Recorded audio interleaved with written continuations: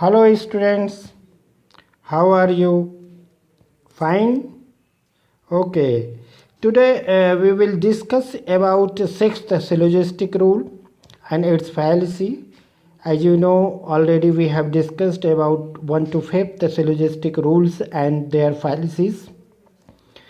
Dear students, sixth syllogistic rule says that from two universal premises no particular conclusion may be drawn. अर्थात दो सामान्य आधार वाक्यों से कोई विशेष निष्कर्ष नहीं निकाला जा सकता. In the Boolean interpretation of categorical propositions, universal propositions A and E have no existential import, but particular proposition I and O do have such import. Therefore, if the premises of an argument do not assert the existence of anything at all, the conclusion will be unwarranted when from it the existence of something may be inferred. The mistake is called the existential fallacy. Here on your screen is an example of a syllogism that commits this fallacy. You know, all household pets are domestic animals. No unicorns are domestic animals. Therefore, some unicorns are not household pets. Dear students, you may see here in this syllogism, premises are universal but conclusion is particular. This syllogism obviously violates the rule that from two universal premises no particular conclusion may be drawn. Therefore, this syllogism is invalid and the mistake is called the existential fallacy. Dear students, इस तरह हम लोगों ने sixth syllogistic rule की चर्चा की जो आपके स्क्रीन पर दिखाई भी दे रहा है. इन 6 नियमों के अतिरिक्त तर्कशास्त्रियों ने कुछ और नियमों की भी चर्चा की है जिसका पालन करने से हमारे निष्कर्ष को और प्रामाणिकता मिलती है. अतः उनकी भी चर्चा हम लोग यदि संक्षेप में कर लें तो हमारे निष्कर्ष की वैधता को और भी अधिक प्रामाणिक सिद्ध किया जा सकता है. इसमें पहला नियम यह है कि यदि दोनों आश्रय वाक्य स्वीकारात्मक हों तो निष्कर्ष भी स्वीकारात्मक होता है, और यदि निष्कर्ष स्वीकारात्मक हों तो दोनों आश्रय वाक्य स्वीकारात्मक ही होंगे. डियर स्टूडेंट्स, आप जानते हैं कि यदि दोनों आश्रय वाक्य निषेधात्मक होंगे तो कोई निष्कर्ष नहीं निकल सकेगा, और यदि उनमें से कोई भी एक निषेधात्मक होगा तो निष्कर्ष भी निषेधात्मक हो जाएगा. अतः निष्कर्ष स्वीकारात्मक तभी हो सकता है जब दोनों आश्रय यानी प्रेमिसेस स्वीकारात्मक हों.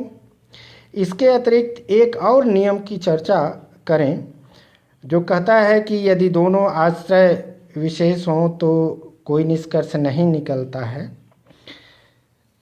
इस विशेष नियम की थोड़ा विस्तार से चर्चा हम कर दें कि यदि दोनों प्रेमिसेस पार्टिकुलर हों तो उनके संभावित पेयर क्या होंगे. आप जानते हैं कि दो विशेष कौन से प्रोपोजिशन होते हैं, एक आई होता है एक वो होता है.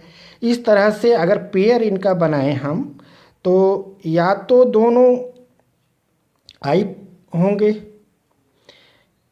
या दोनों प्रेमिसेस ओ होंगे, या पहला आई प्रेमिस हो और दूसरा ओ प्रेमिस हो, या पहला ओ प्रेमिस हो और दूसरा आई प्रेमिस हो. अब पहला विकल्प दोनों आधार वाक्य आई नहीं हो सकता. क्यों नहीं हो सकता?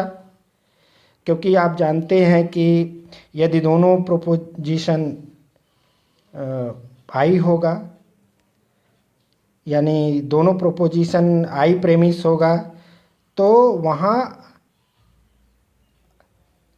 मिडिल टर्म एक बार भी डिस्ट्रीब्यूटेड नहीं होगा। क्यों? क्योंकि आई प्रोपोजिशन का कोई भी टर्म डिस्ट्रीब्यूटेड नहीं होता।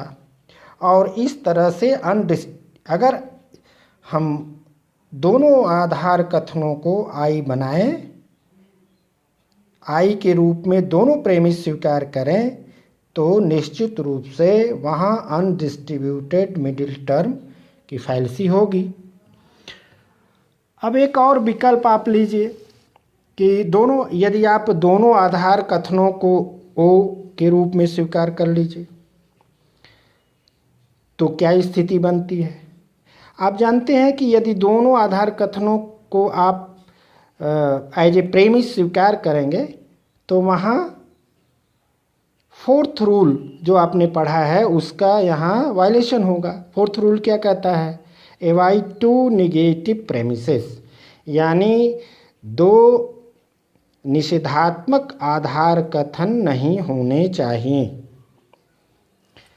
डियर स्टूडेंट्स, अब यदि एक प्रेमिस में आई और दूसरा ओ ये मान लिया जाए,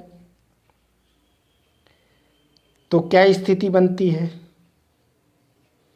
तो अगर पहले को आई और दूसरे को ओ मान लिया जाता है, तो दोनों प्रेमिस में केवल एक ही टर्म डिस्ट्रीब्यूटेड होगा। यह टर्म मिडिल टर्म होना चाहिए, अन्यथा अनडिस्ट्रीब्यूटेड मिडिल टर्म की फैलेसी होगी, आप जानते हैं। इसके अलावा आप लोग यह भी जानते हैं कि यदि प्रेमिस नेगेटिव होगा तो कंक्लूजन निश्चित रूप से नेगेटिव होगा। निष्कर्ष के नेगेटिव होने का अर्थ ही है कि प्रेडिकेट डिस्ट्रीब्यूटेड होगा, क्योंकि ओ प्रोपोजिशन का प्रेडिकेट डिस्ट्रीब्यूटेड होता है, आप जानते हैं। और निष्कर्ष में मेजर टर्म कहाँ होता है? आप जानते हैं कि प्रेडिकेट के स्थान पर होता है और वो डिस्ट्रीब्यूटेड होगा।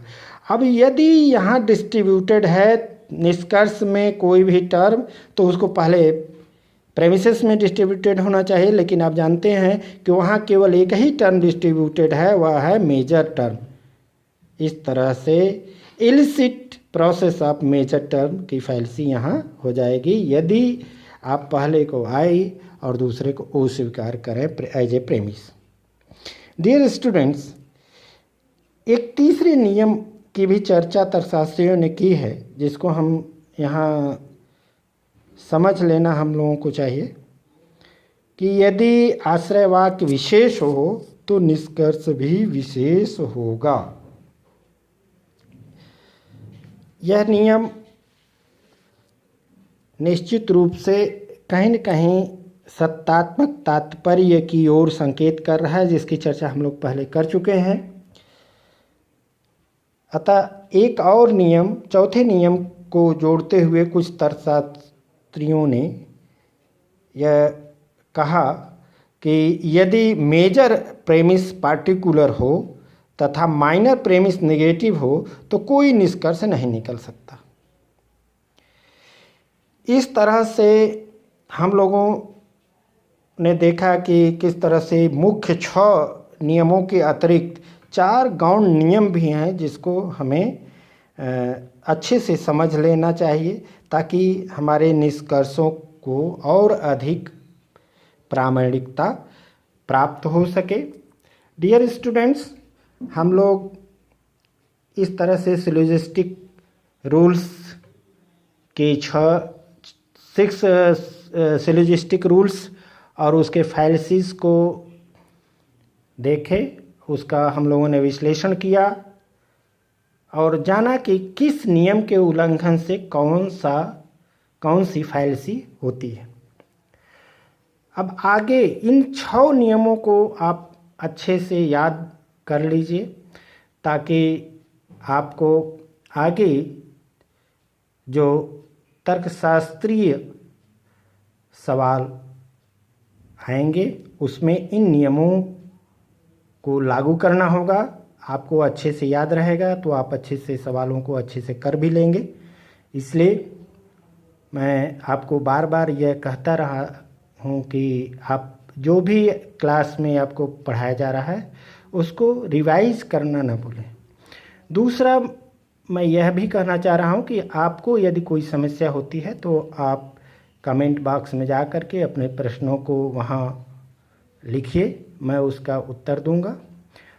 और आप जितना अधिक से अधिक प्रश्न करेंगे उतना ही आपको तर्कशास्त्रीय नियम और इससे संबंधित जो कंसेप्ट हैं वह और अधिक स्पष्ट होंगे। इसी के साथ आगे हम लोग अब 4th यूनिट प्रारंभ करेंगे। तब तक आप घर पर रहें, सुरक्षित रहें और स्वस्थ रहें। Thank you very much.